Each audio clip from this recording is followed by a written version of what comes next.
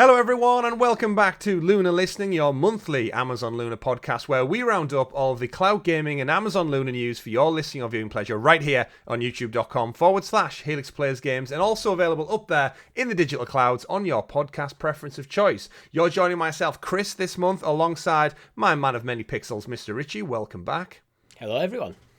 To the clouds, on the moon, here we are to talk about Amazon Luna, and we have a great show lined up for you all. We're going to be talking about one of the biggest games in the world arriving on the platform in the form of Fortnite. We're going to be talking about your monthly games for June if you are an Amazon Prime member. We've got some of those lined up. New titles arriving this month on the platform, and some big games leaving.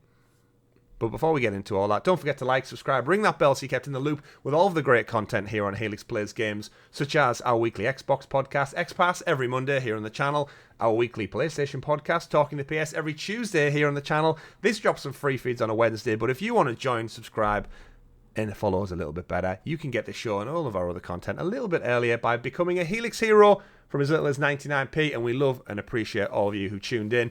Special shout out to everyone who checked out the first episode of Luna Listening. Of course, it was a big change for us. It's a brand new show. We've had it in the works for some time, so thank you to the hundreds of folks who checked it out on YouTube and podcast services. Big appreciation. And shout out to the team over at Amazon Luna who've engaged with us so far as well. We do appreciate that. We've got some big showcases on the horizon. We've got a lot of busy content on the channel. This week in particular, we have tomorrow, at the time the show goes live, we have the upcoming Summer Games Fest kickoff. Hopefully going to see some Luna games there. Followed by the Xbox Showcase. Probably won't see any Luna games there. And then Ubisoft Forward on the Monday, which of course Ubisoft are one of the biggest, if not the biggest, publisher/developer who embraced cloud gaming a few years ago, and they're still going strong with the Ubisoft Plus channel, available now on Amazon Luna. So hopefully we'll get a lot of reveals regarding Assassin's Creed, maybe a bit of an update on TrackMania, what the future of Far Cry looks like, and many, many more titles. But before we dive into all that, Richie, if you could introduce us to the loosely listed Luna Listening legislation, aka the news. The news indeed. Of course, Rob isn't with us to give us the news rundown this month. He's moving house. His cables are all over the place. He's not quite set up yet, but he'll be back for next month's show, I hope. If he's not settled and moved in after another month, Richie, I'd be very concerned. But we digress. We're here to talk about Amazon Luna, and it just so happens that after we launched our very first episode of the show, Epic Games and Amazon Luna, in partnership with each other, of course, launched one of the biggest titles in the history of video games on the platform. That's correct. Fortnite, ladies and gentlemen, arrived on the channel, and before we knew it, it was available to Amazon Luna Plus subscribers and Amazon Prime members. So it's not quite free per se on the channel, but if you are one of the 100+ million people across the globe who subscribe to Prime for your deliveries and your TV, you've got it included. If you are a Amazon Luna Plus member, you also get it included too. It is caveat limited. An Amazon rep has confirmed to The Verge that it'd only be available to Prime members throughout the month of May, so that might change. It's not indefinite, but we'll find out about that as the time ticks by. Richie, we actually checked out a first look of the channel, of the game, here on the channel. It's available now. We kicked some ass. We got 2 back-to-back victory royales using the power of Amazon Luna, streaming the game in the clouds. We had some difficulties to do with streaming and latency, but we won't rest on that today. Yeah. Game's available now, though. If you are a big fan of Fortnite, it's not really our demographic, but we cannot deny the size of this game and the power and the pull that it has. Yeah, it's up there with the likes of kind of like Minecraft and Call of Duty in terms of just like public pop culture relevance. Kids out there with the Fortnite backpacks doing the dances and stuff. I'd say it's bigger because of the crossover to other IP, which yeah, you don't get in true. Call of Duty, and you don't really get in Minecraft. So They it try. transcends. Yeah, but when you think of like cross-pollination between IP, it's like Fortnite is your first thought in terms of gaming. It's like it's transcended gaming in general, to be honest. To be, You've got a game where Halo Master Chief is running around with Nathan Drake and Spider-Man, and then Iron Man's landing in that, and then Batman's rocking up, and then I don't know if he's in it, but like Ted Lasso from TV shows in there, then Indiana Jones there. It's such a weird mismatch. Like if we were kids today, this would be our entire summer, just playing all the IP we love in one solid location. And it's available now, as I said, to Prime members and Luna Plus members. So it's not quite free per se, but we said time and time again on our Stadia show that it was missing some of the big hitters, some of the continuous games as a service titles, Apex Legends, Call of Duty, and Fortnite was, of course, the biggest. And here it is on Amazon Luna, available now. So I think we can't deny it's a big, big get. Hopefully it gets that support, that tweaked nature so it runs good. I hope they do keep it on Amazon Prime rather than using this to try and funnel people into Luna Plus. Because rather than pushing like Luna Plus up, what they need is to get an install base going. If it's on Amazon Prime, you can keep pushing it through Amazon Prime for an extended period of time. Go, hey, in fact, I'd just leave it on there indefinitely, just like, if you can. Just like, if you have Amazon Prime, you have Fortnite on Amazon Luna, you can play anywhere in the cloud, go do that. Pick up your phone, strap a Backbone or Kishi onto it, and off you go. You can go play. I know there's a native version on the phone, but it's getting more people into it, and it's one of them sort of games. This is why we were screaming, despite it not being of our interest, why we were always screaming for this game for Stadia, because it is an important game. It is, and if you're targeting the next generation of gamers who are not necessarily needing that box under the TV. Taking the game that they love, that they play the most of, and putting it on your platform through the cloud, it just seems like a win. Yeah, absolute win. And I think the key thing you've mentioned in there, which it needs to stay free to garner that install base, is when you look at the competition as well in terms of cloud gaming. Nvidia, GeForce Now, it's free. Microsoft Xbox Cloud Gaming, it's free without Game Pass or subscriptions or anything like that. So I think they need to get away from that. Otherwise, you're putting a barrier in the way your competition aren't. Yeah, I mean, ideally, why this would just be straight up free to play on Luna. I mean, and then as a way of getting people into the ecosystem, except that you're not going to get like money from terms of like selling like Amazon Prime or selling Luna Plus, but you could get a cut of the microtransactions that are in the game. And then critically, it's getting people into the Luna ecosystem. Yeah, absolutely. And we wanted to get to that point where it's in the likes of, if you go on Google and just search for Fortnite, it has down that right column that Google introduced in the search algorithm a while ago, the click to play link, essentially. Haha, click to play. Where it says, stream Fortnite now, no download required. And there is a link that takes you straight to the Xbox Cloud Gaming app. There's a link that takes you straight to the Nvidia GeForce Now app. Luna needs to sit underneath that of click to play on Luna. Boosh, it takes you straight over to the browser or the app, and you're good to go within seconds. You want that barrier to entry to be as low as possible. So get rid of the cost, get rid of that. The game, I'm sure, runs great for everyone. Philly Boots, go get those Battle Royale, Victory Royales out there.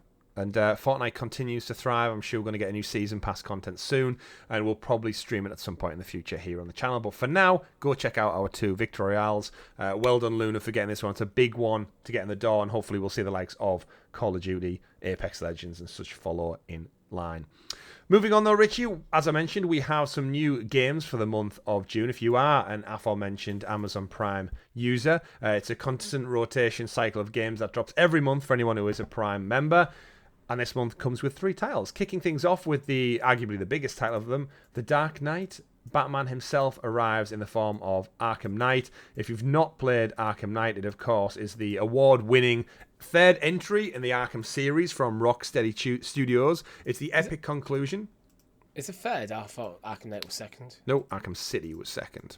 Alright, I'm just getting the wrong way around. Asylum, City, Knight. This is the one with the Batmobile. And the biggest open world that Rocksteady put together. It's the epic conclusion, explosive finale. Batman faces ultimate threats in a city he's sworn to protect, as Scarecrow returns to unite the supercriminals of Gotham and destroy the Batman forever. Players will become the world's greatest detective like never before with the introduction of the Batmobile, enhancements to signature features such as free-floating combat, stealth, forensics, and navigation. Arkham Knight is available on Luna Plus in June, and also for Prime members. So it's a new game to the platform, and also it's available for Prime members. This is a big get in terms of it's a well-known franchise, a well-known name. I will be honest, I'd like to have the other 2 as well. I'd like to have the whole collection. in a weird, funny twist of fate, this is, again, Rocksteady's last game they put out. We lament them on our other shows because Suicide Squad Killer Justice League got delayed yet again into next year. So Arkham Knight is the last game Rocksteady actually have put out into the world. Richie, this is one of the franchise. This is one of the games that you keep saying I'm gonna get to. I do want to get to it, but I kind of want to start with Arkham Asylum. Well, you can't do it on Luna, so Yet. you got a decision to make. Yeah. But Yeah, it is free this month on Prime. I don't have Prime right now. Damn you. So Well, it's there I'm to play. I'm happy to wait until next time I have Amazon Prime. That's probably when I'll jump into it. But ideally, I'd like them to get Arkham Asylum over first. Because it's like, imagine if you went to read The Lord of the Rings and you started with Return of the King. That's a good example. I can't argue with that logic. You want to start at the start because they are sequels. And this is and where I know how well beloved they are. So I know Arkham Knight is probably the best in terms of the game. But I want to start at the story. I want to start at the beginning of this Batman's journey. Yeah, they're all great. Arkham Asylum through to Night is fantastic. Even Arkham Origins, if you get a chance to play. I do Arkham have Asylum Origins. on Steam though, so I could just play it there. You could just play it there. But in terms of that, it's the biggest game. It's a AAA game, undoubtedly. It is obviously 9-year-old at this point, so it's one of those titles that it's great. Luna have it. But we definitely need to see the rest of the library and the catalogue come across as well. Second up from that, we got the announcement of Citizen Sleeper, I believe, is another title that got added. I say I believe, I'm reading it straight from the blog. In Citizen Sleeper, players live the life of an escaped worker washed up on a lawless station at the edge of an interstellar society. Inspired by the flexibility and freedom of TTRPGs, players can explore the station, choose their friends, escape their past, and change the future. Citizen Sleeper is also available for Prime members in June. Richie, fantastic art style in Citizen Sleeper. Does this one, other than Arkham Knight, what are your thoughts on this game? I don't really know what to expect from this game, to be honest, but looking at the Steam store page, it's overwhelmingly positive. Mm-hmm. Which is usually a good teller that there's a good game in there. If you are into your tabletop narrative RPG, cyberpunk, sci-fi RPGs. Mm-hmm. But yeah, I don't know. This might be something that we need to check out at some point, just to see, kind of get a good feel of what the game is. Like, do you know what TTRPG is? Tabletop. Tabletop. Okay, that what explains. Yeah, I'm guessing it's more like, your traditional Dungeons and Dragons style, but this being like different genre, but that kind of thing. Yeah, taking that style and then putting it into sci-fi space one. Yeah, it's got great art style, really interesting. You kind of make your way around the ship, it looks like, and keep up to date. It's similar, ironically enough, to Among Us. It looks like you keep up with the ship, keep it on top of things while experiencing some story with characters in like a turn-based ethos, I'd say. Yeah. So that's your second game for the month of June. And then round things out for your free Prime games, we've got Monster Harvest, which is also available for Prime members to claim. In Monster Harvest, players develop their own farm, build and customize their own house, craft their own furniture, and make some delicious jams. Create planimals, loyal mutated crops, and keep company. Get some tobacco in there. Will part of the thrilling turn-based battles to take down the evil Slime Core. Monster Harvest will be available for Prime members in June. Rated E for everyone. This is essentially Stardew Valley, Richie, with some kind of a sci-fi elemental twist with mutated crops and evil slime. Of course, it's got like a narrative running throughout it, but like the art style and the whole harvesting mechanic is definitely Stardew Valley inspired through and through.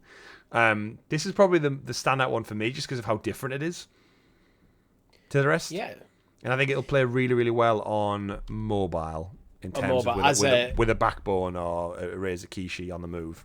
Yeah, if you can get this into the hands of like casual gamers instead of them playing things like Candy Crush or Cut the Rope or whatever the kids are playing nowadays. This is kind of like, how Animal Crossing really took off during the pandemic? Yeah. It's that kind of audience you want to get this game in the hands of. Like, I'm just going to jump in on my lunch break for half an hour, just mow my crops, whatever you do, polish the weeds, all that sort of crap. Polish the weeds? I'm not a farmer, Chris. I'm not a farmer. You kill weeds, though, surely. Of course, weeds are just flowers that humans have deemed to be weeds. But we digress. That is your 3 titles for Prime games for the month of June. So if you are an Amazon Prime member, sign up for them. And of course, they are still available on the Luna Plus channel if you just want to play whenever you want. We do have 2 new titles also coming to Luna Plus for the month of June as well. First up, we have Perish.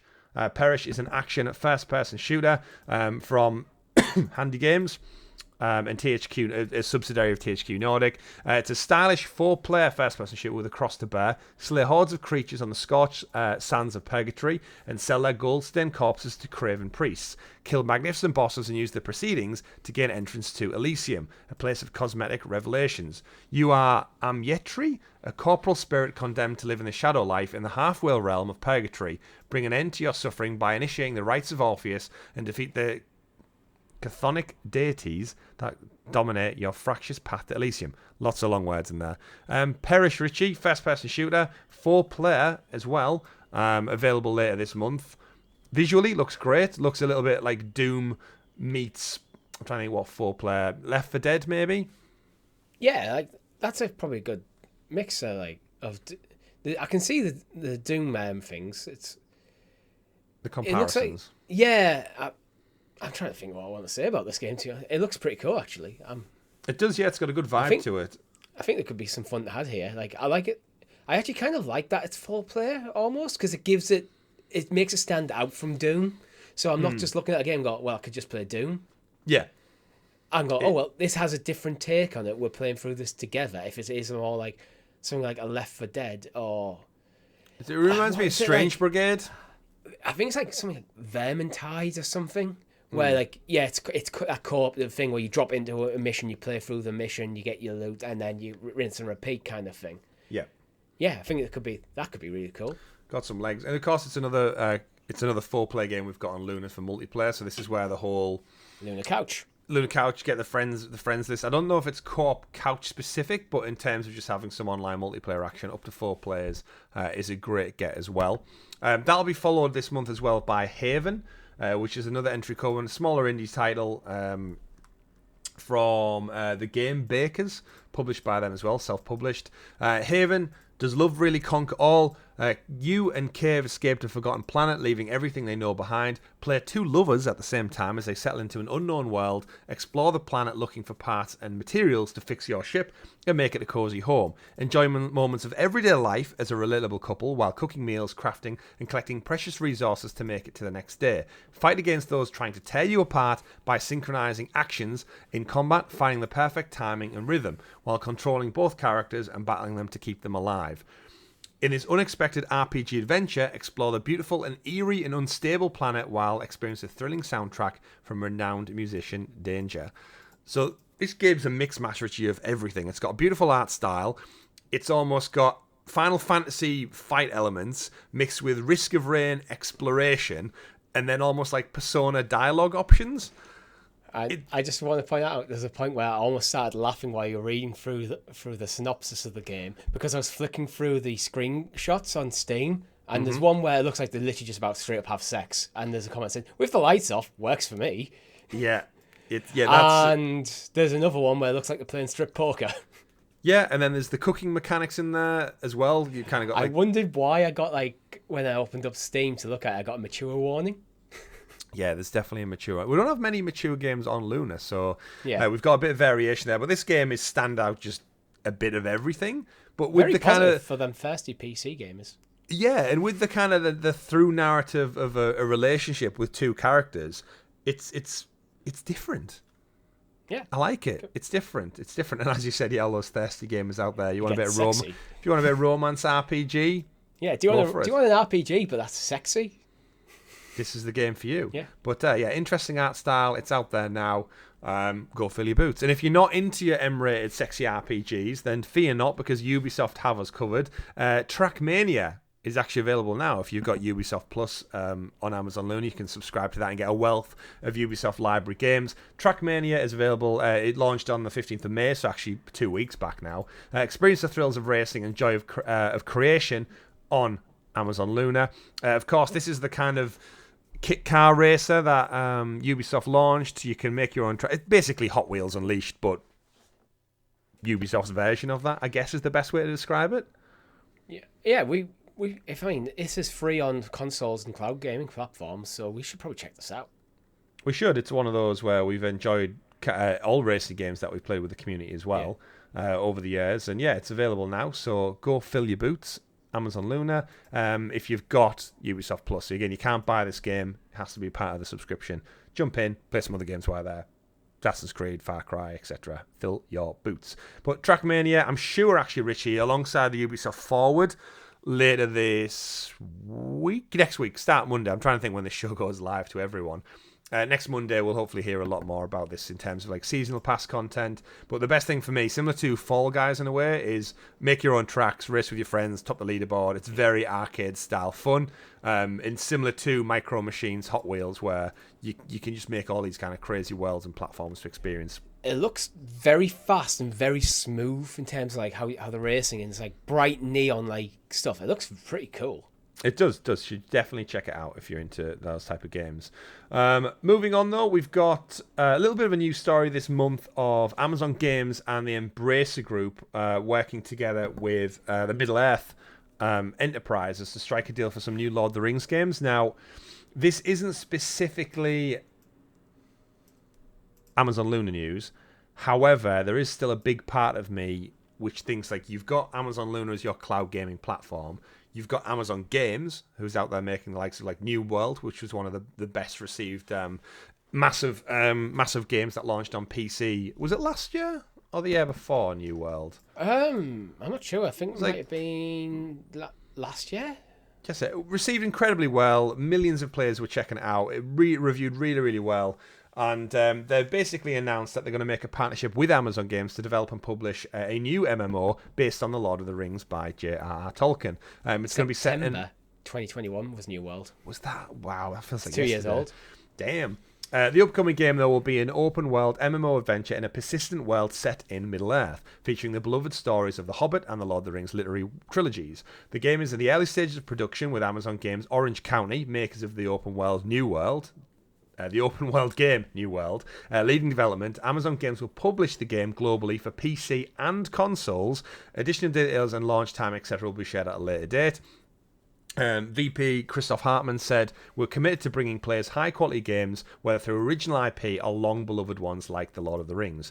Bringing players a fresh take on The Lord of the Rings has been an aspiration for our team, and we're honoured and grateful that Middle-earth Enterprises is entrusting us with this iconic world. We're also pleased to be expanding our relationship with the Embracer Group following our Tomb Raider deal last year. Remember, they signed a deal to make Tomb Raider games too, publishing it, in fact, along with Square Enix, Crystal Dynamics." Get that right, they're not part of the same one, to be proven excellent collaborators. So there's a lot of synergy going on here, Richie, between Amazon and the Embracer Group, who of course own a lot of IP, like the aforementioned Tomb Raider. The big question is, surely, if you've got faith in your cloud gaming platform, you get these games out day one on your own internal platform, as opposed to developing them for consoles and PC and just shunning your own. Like, what kind of lack of faith is that? If they don't come. I know when you got a massive corporation like Amazon Games and the Luna team, they're separate teams, they're basically completely separate entities. But it does, at the moment, it feels like almost like the left hand and the right hand aren't working together. This is something they need to fix. Amazon corporate need to turn around and go, if Amazon Games publish a game, it has to come to Luna. That, to me, has to be... Like if you went back to, it'd be like Sony making a new Uncharted game and go, we're going to put it on the Switch and the Xbox, but we're not going to bother putting it on the PlayStation. Kind of weird. It's like that's a similar kind of thing going on here. It's like, I know like Sony's first parties are more tightly integrated to the PlayStation ecosystem than Amazon, but you kind of need to get that there. And a game like this, if it's on Luna, it's like, I think it's going to stand out more on Luna than any other platform. Maybe PC might fine. Other consoles, I think it might just fall into the mix, because I think Embracer, me and Rob actually talked about this on, I was either talking to PS XPass a few weeks ago. They don't fill me with confidence when handling this IP, because I'm yet to see them really come out and bring out an IP, like any game that kind of lives up to the quality that the Lord of the Rings demands. Well, yeah, that's the thing, isn't it? We're both huge Lord of the Rings fans through and through. I think they have the potential. They've just not done it yet, though. Yeah, and the great thing with, as opposed to like the likes of the Gollum game we've just seen, Daedalic just shot themselves in the foot with that one. Probably one of the, if not the worst game of this year in terms. It'll definitely get one of those like bad awards. But yeah, Amazon Game Studios, Orange County being the developers. They're a proven quantity now with New World. New World was thoroughly successful, reviewed millions of players, and obviously not on Luna. But again, we're talking about timeframes, and that game was probably already deep in development before Luna fully launched and rolled out. I mean, Amazon Luna itself is still only in a handful of countries. So by the time this game, they said it's in pre-production, additional details will be shared later. By the time this comes to fruition, you would like to think Luna's had a worldwide rollout, like to a lot more countries. There's a couple of more games in the library in the tank. And as you said, it might be left-hand, right-hand, but from an optics standpoint, it's got Amazon Games front and center. And you can't have Amazon Games making this damn thing and then Amazon Luna, your gaming platform product, here. It just doesn't work. It doesn't work at all. They need to be singing from the same hymn sheet as such. So yeah, we'll have to wait quite a while to find out what this is. But as you said, do you think there's a potential that Amazon buy Embracer? I mean, I think it would be a good move for all parties involved. Because it's one of them. Like at the moment, with the consolidation that's going on in the gaming industry, we know Amazon are desperate to get into it, which is why Luna even exists to begin with. They've launched their own like platform with Amazon Games, but they're probably lacking the number of studios. And that's exactly what Embracer have. Embracer have got a lot of IP and a lot of studios. It can almost turbocharge Amazon Games. It could. And that's the kind of big difference when we always look, and we always will contrast it with everything Google did. And they had the studios, and they bailed on them. Amazon have the studios. They've put games out to various success, but they just haven't put them on Luna. So there's that weird piece of the puzzle missing, and it could be acquiring more studios, more IP. Obviously, don't take them away from the consoles, because I'll just piss a bunch of people off.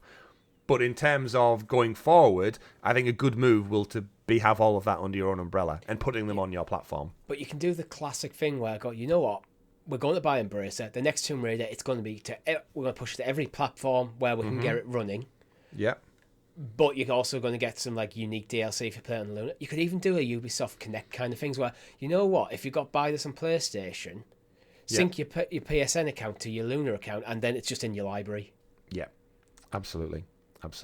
You could do that kind of thing as an early days. You know what? This is how we're going to break into the industry. We're just going to let you buy our games wherever you want and play them on Luna as well. It's the kind of approach Microsoft are taking, right? Where just whatever game comes out, you can play it on your console, on your PC, or in the cloud. And it's that convenience factor that will win a lot of people over. Not quite a play anywhere thing. It's a play wherever you bought it and Luna. Yeah. That's how I would kind of run it. It's like, so you're slowly building up that library without even really having to think about it. Seems to work. So moving away from the game news, and again, we don't know what's happening with Embracer and Amazon Games, but you'd like to think this conversation's been had to have it up there. It makes total sense, and it would be a definite misstep if this game came out from Amazon Games and it wasn't on Amazon Luna. But we're far away from that one in the distant future. It's so far away, Richie. It's as far as Mount Doom was from the Shire at the start of their adventure. But moving on to some more negative news, and some possibly news that has a couple of people concerned, and that is that Amazon have removed the Luna desktop app from Windows PC and Macs. So I don't know about yourself, Richie, but the first thing I did was download it. I went to the Amazon website. It gives you the link. It downloads the app to your Windows desktop, and I've got the icon just sitting nicely in my cross media bar. And apparently that's gone now. So no new download. The app is still going to work, I should point out, but there's no new downloads available from here on out, which seems like an odd choice to ditch that. You can still, of course, play it through the browser. So fear not, you can still play it on your PC through a browser. But I just wanted to get what your take was on this, Richie. Like, is this a sign to be worried, or is this just Amazon streamlining the points of contact for Amazon Luna? It's hard to know. I think this could be just they've looked at the metrics and went, I've just checked, I don't actually have the Luna app downloaded. I forgot there even was one. So I've only ever played Luna through the browser. Okay. So they might have looked at stuff like that when how many people are using the app, how many people are using the browser, and if the people using the app is like less than 1% or something, it's like, is it worth continuing to develop on the app when we could just focus our efforts on the browser? It's just it could be just a development optimization. Well, that's the thing, isn't it? I don't think there's any sign for worry because it's still accessible in all the same places. It's not taking it away from anywhere. It just means traditionally when you would have went on the Amazon Luna website, it would instruct users to install on Windows and Mac systems, and it'd give you the link for the download. But now the page just directs PC users to access cloud gaming through a web browser instead. Yeah. So it's 6 and 2 threes in a lot of words. I can totally understand when people would say, well, they've taken it away. And as someone who thinking of the optics of this, having the app readily available in the App Store is, for me, it lends a lot of credence to the product itself.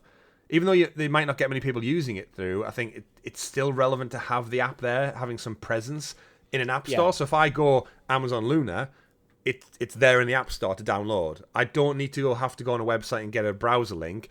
I just want the app on my PC front and center to use. We should point out this is for PC and Mac, not necessarily this is not impacting your phone experience. Oh no, I mean it'd be stupid to take it from the Play Store or the iOS Store.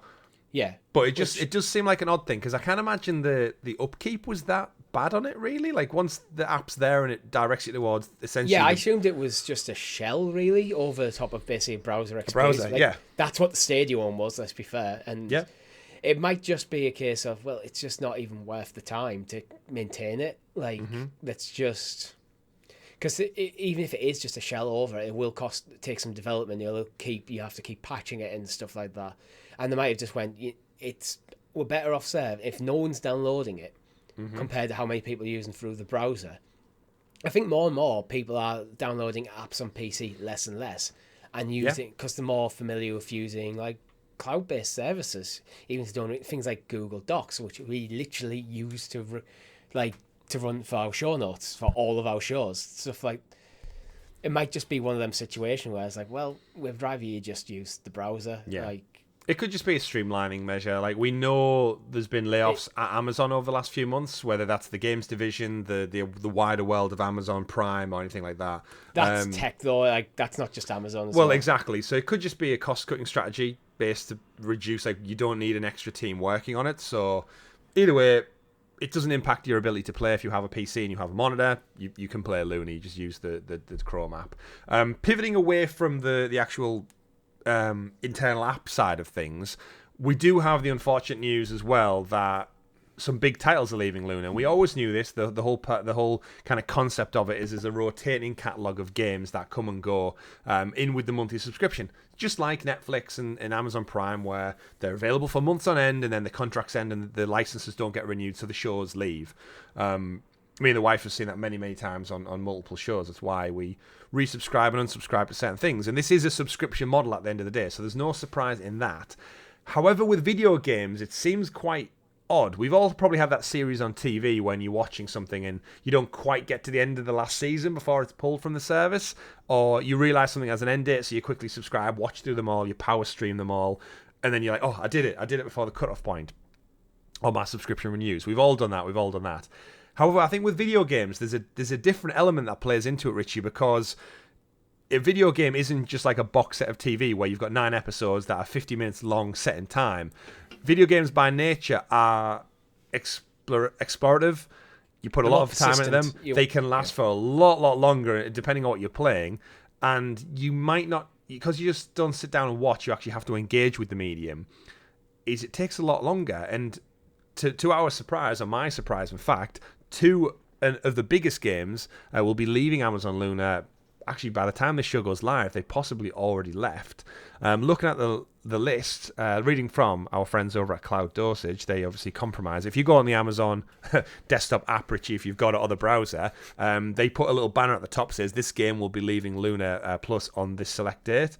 And unfortunately, it would appear that the games leaving in June are Dirt Rally 2.0, big AAA game, the Mega Man Legacy Collection, Samurai Warriors 5, Bug Fables, but more importantly, on the June 8th, we lose Resident Evil 2 and 3 simultaneously.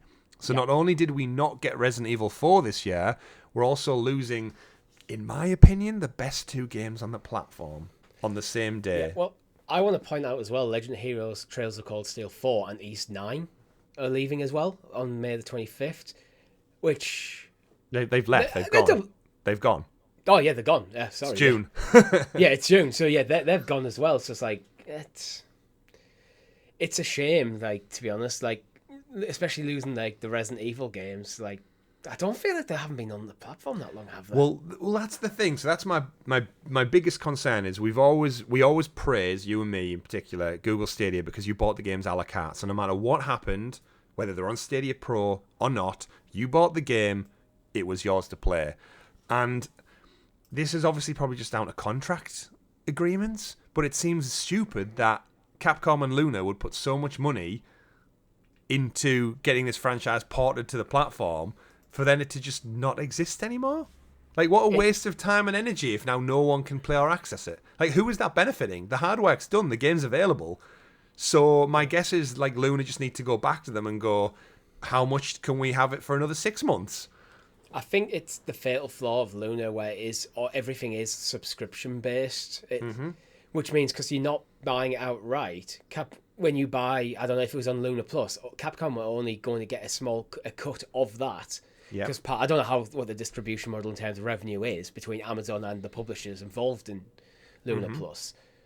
So, like, Capcom might go, we're happy for a little while, but if it was like, if they're not seeing the return, and this might just be a weird contract where if they're seeing enough return, you get a renegotiated deal. And if it hasn't hit them numbers, like, is it worth to keep it on there? Like, or did Capcom look at it and go, you know what, we're better off it not being there because then people buy it a la carte elsewhere and we'll take a bigger cut? Well, yeah, and that's I guess the big concern overall is even on just month 2 of this show, sorry. Between October 2022 and March 2023, Luna has shed over 100 games from its catalogue. Both the Retro channel and the Family channel they were absorbed in Luna Plus. And yeah, even though there's not as many games have been leaving recently, you're talking about 109 games remain, give or take. Obviously, we get the new ones added later this month. But where does this leave the catalogue of games? And my biggest frustration, personally, was on last month's show, I sat down and said, I'm thrilled to bits that Resident Evil 2 and 3 are there, because 4 was recently launched, getting all the hype. Rob was playing it all over the place on PS5. And as someone who's not really bought in the franchise beyond the recent entries, so 7 and Village, my plan was to go back and play through 2 on Luna, play through 3 on Luna. Hell, one of my first looks of Amazon Luna was for Resident Evil 2. And now I have, at the time of recording, 5 days. Less than 5 days. Listening, you 4 have days. a day. Yeah, at the time of listening, I don't have time. And I can tell you right now, Richie, I do not have that time in my life this week. So now what was my full intention to enjoy the platform, enjoy the game, kick back and do some cloud streaming, it's gone. It's been taken away from me without really any say or option to do it. So guess what I do now? I go, well, you know what? I own Resident Evil 2 on my PlayStation. Go play that. I'll go play that. And then now I'm back in that ecosystem. And then if I want to play 3 afterwards, guess who gets my £30 or 40, whatever the price is of the game. And then when I get around to 4, I can't play it on Luna because it's not available because they didn't get the game this year. So then we've got this perpetual problem now where if the games aren't around long enough for me to play, as a consumer, I go, well, why would I ever look to play here in the first place when I could just get it on any other platform, even Stadia for all its sins, and I could just get around to it whenever I want? Because some games, I think you just mentioned East 9. Yeah. That's like hundreds of hours. Not hundreds, or maybe up to 100 hours. I can't remember. It's a long game. Yeah. But you know what I mean? Like, if you subscribe to play a JRPG, then you need that guarantee. It's going to be there for a long time. How many hours are you putting in Zelda right now? I don't even want to look. Lost count, exactly. I haven't been counting. I haven't been looking at my save file because the Switch has the Xbox thing where you just turn it on and I'm in the exactly. game. So without that a la carte option, it leaves a lot to be desired. And I know we've heard rumours that they're going to look at introducing games as a purchase option. And I know Ubisoft are working with them to do that model. But it needs to be sooner rather than later, because at the moment, the rate they're shedding games, the big titles are gone. Like, I know we talked about Arkham Knight, but now you don't have Resident Evil 2 and 3, and 4 didn't come. I just question what the future holds for the catalogue of library, because you don't have many games that I, as the host of the Amazon Luna podcast and as a big investor in cloud gaming who spent thousands of pounds at this point, I should be your top focal point. And if you don't have the games I want to play, then who are you marketing this towards? Yeah, I think the whole concept of Luna is that cable TV package model, which I think I was like, well, I think that's never really went away. People are not paying for cable TV package anymore, but they'll have Amazon Prime, they'll have Netflix, they'll have Crunchyroll, they'll have all these other services, and they'll pick and choose which ones they have. And occasionally things leave them platforms, occasionally they don't. I think that's the model they went for, but I think for gaming it's deeply flawed because, as you said, people sometimes put hundreds of hours into an experience, and if that experience is gone, you lose your save, you lose everything. It means you can't go back. We're very nostalgic people, us gamers. We like to keep things, we like to collect things. We want access to games that we played 20 years ago that we have no intention of ever playing again, but we still want the access to it. Absolutely. And yeah, I do, for me personally, think they need that a la carte model. I don't mind the channel model as a subscription service. As I've always said, I'm a big fan of Ubisoft Plus, actually, because I can also buy a Ubisoft game. So it gives me an option, and that is good for a consumer. Options are good. And you know they're always going to be there as well, which I think is the biggest takeaway. So I can pick how I interact. In fact, the only games I have on Amazon Luna at the moment, I've got quite an extensive Ubisoft library of games I've bought over time for Ubisoft games on Luna Plus, because I already own the games and it's synced. But yeah, it's an interesting one. Like looking at the library games, just as a quick skim over, as a veteran gamer, games include on Luna Plus at the moment: Alien Isolation, top draw; Batman Arkham Knight, top draw. Castlevania Anniversary Collection, solid choice up on there. Control, still there. It's been there from launch. I think that's a great shout. That's a great get. That's on there. I've had a lot of fun with Death Squared, but I know it's not the biggest of titles. We've also got Devil May Cry 5's on there, which is quite well revered. Dirt 5, but with Dirt Rally 2.0 just leaving. I'm guessing that's not long for this world. Hot Wheels Unleashed, super fun.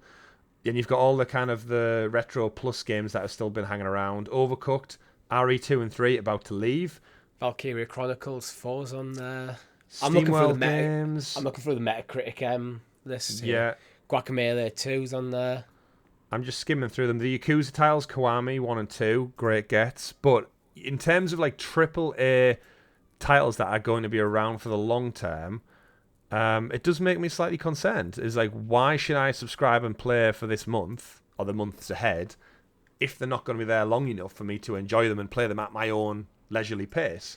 And I know Resident Evil 2 and 3 have been around for a while, but that's not how life works. Like, I have other shit that gets in the way. So This is where, for me, Amazon Games comes into play, because Amazon Games offers something unique. And then you go, well, even if it doesn't have every big AAA, if you're getting the new Lord of the Rings MMO, if you can get New World, you can get... It's subsidised quite a lot. It goes, this is something that's going to drive me to the platform. Yes, I'll get Luna Plus because it's the best way to access this game. Where if it's like, say, the new Lord of the Rings game is 70 quid on every other platform, or Luna Plus. Or even just put in Amazon Prime. Amazon Prime, you can play it on Luna for your Prime subscription. You're driving people to the platform, and then while I'm there, I'll play this other stuff. Indeed. But the biggest fix for me would be if they're a bit more clear on the date. Like, we got 2 weeks notice, if not a little bit more, of the game leaving. So it's like, if you're out there now watching along and you are halfway through RE2 and 3, you better get on it, because you got a week until it's gone. Your save file's gone, you can't chip away, you can't go at your own pace. You need to get the end of that story or look at playing the rest of the game elsewhere, where we should point out you would have to start all over again because there's no way of getting your save file across. I know you can export to PC, so there is an element there, but it's just another thing you need to do. So there's definitely things that need looking at, and every week, every month on this show, we've always said we'll be like critical in the right places where we think it's required as big video game fans and of cloud gaming. We've experienced quite a lot over the last 3 to 4 years, and there's always room for improvement. So we've got new games coming. We've got new games for Prime for the month of June. We've got big titles in the case of Fortnite. But could you imagine the story, Richie, if Fortnite left in like 3 months? Yeah, that wouldn't. Fortnite's leaving on August 12th. All right, so you could just no longer play it there then. Like, you know what I mean? It just seems like such a waste to develop these games and port these games to the platform. Whether you obviously not using Linux, that was one of Stadia's downfalls. They're using Windows. So Windows, so it's easier. But what's the point in doing it? All that time and investment to just go, oh, you know what? Just turn it off now.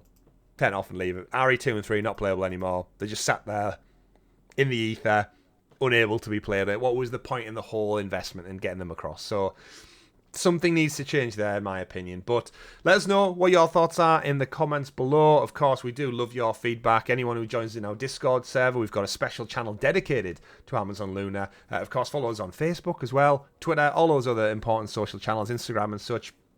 And join us again next month for episode 3 of the Luna Listening Podcast with myself, Chris, and my lovely co-host, Richie. Rob will have probably be joining us. Hopefully he's moved into his house by then. But in the meantime, enjoy the clouds. Play some games on Amazon Luna and keep it locked to the channel. Like, subscribe, and ring that bell so you're kept in the loop with all of our great content. Just like later this week, tomorrow, we've got the Summer Games Fest showcase. Sunday, we have Xbox showcase. Monday morning, you have the next week's episode of XPass going live, followed by the Ubisoft Forward on the evening, then Talking the PSR Weekly PlayStation podcast on the Tuesday, and then we're all back to a whole new week of live streams and games. It seems a lot, Richie. And then we sleep, then we rest. But of course, if you want to support the channel a little bit more, from as little as 99p, you can do that by clicking join below on the YouTube video. You get this show early, you get Talking the PS early, and you also get stickers and badges next to your name in the live chat. Thank you very much for tuning in to episode 2 of Luna Listening. My name's been Chris.